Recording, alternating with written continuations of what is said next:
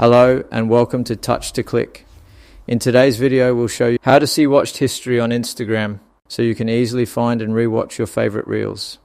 Now, let's get started. Step 1. Open the Instagram app and tap your profile icon at the bottom right to go to your profile page. If you have multiple accounts, just tap and hold your icon to switch to the correct one. Step 2.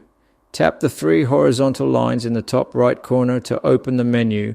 Then select Settings to access your account settings. Step 3. Scroll down to the section called How You Use Instagram and tap on your activity to see detailed information about your Instagram interactions. Step 4. Scroll further down until you find Watch History, then tap it to see all the reels you have watched recently. Step 5. You can tap any reel in the list to rewatch it, which makes it easy to find content you enjoyed before. Step 6. To filter your watch history, tap the filter button at the top. Here you can choose a date range or specific authors to narrow down your search. Step 7. If you want to delete reels from your watch history, tap Select in the top right, choose the reels you want to remove, and then tap Remove to delete them from your history.